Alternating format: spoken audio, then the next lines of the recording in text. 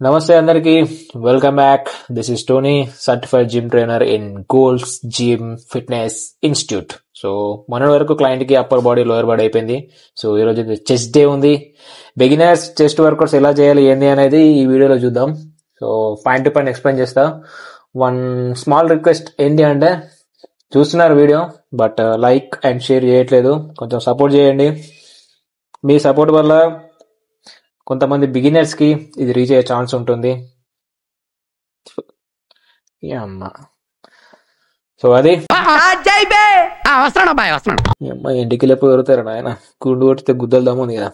చలో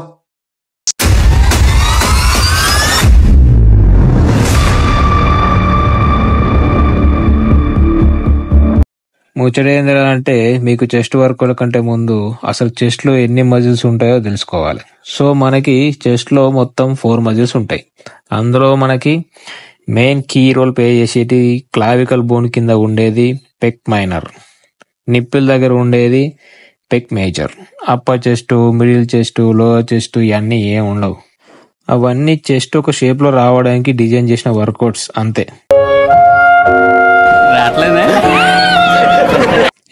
సో ఇక మ్యాటర్ లోకి పోదాం.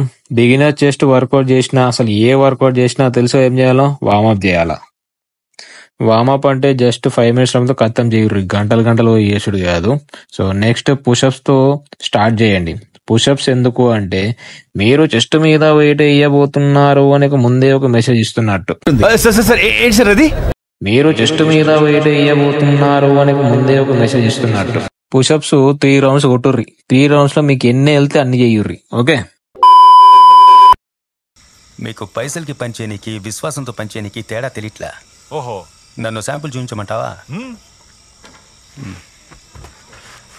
తమే ఈడో ముఖ్యమైన పని ఉంది, జల్దీ రండి.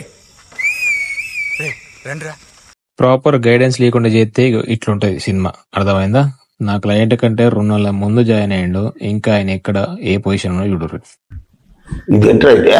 అరే నీ అబ్బా. చలో ఇక వర్కర్స్ కి వెళ్ళిపోదాం. దీన్ని బీబీ ప్రెస్ అంటారు. ఫస్ట్ ప్లేన్ రాడ్ తోటి షురూ చేయుర్రి. ప్లేన్ రాడ్ ఎందుకు అంటే ఫామ్ కోసం. ఇక్కడ మంచిగా చూడుర్రి. మీ లోయర్ బ్యాక్ లో గ్యాప్ ఇచ్చి మీ చెస్ట్ అప్ చేయాలా.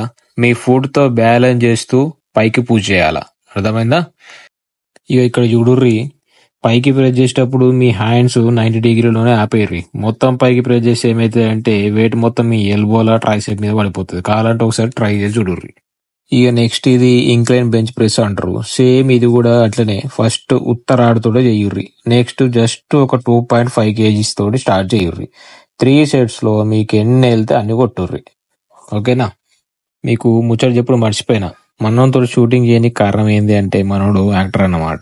సో కెమెరా ఫియర్ లేదు కాబట్టి మనోతో షూటింగ్ చేస్తున్నాను. సో చూడరు మనోని యాక్టింగ్ ఎట్లుంటుందో, నెక్స్ట్ లెవెల్ ఉంటాయి. మంచి ఫన్ కూడా చేస్తాడు అన్నట్టు మనోడు. సో నెక్స్ట్ ఇక దీన్ని డిక్లైన్ అంటారు.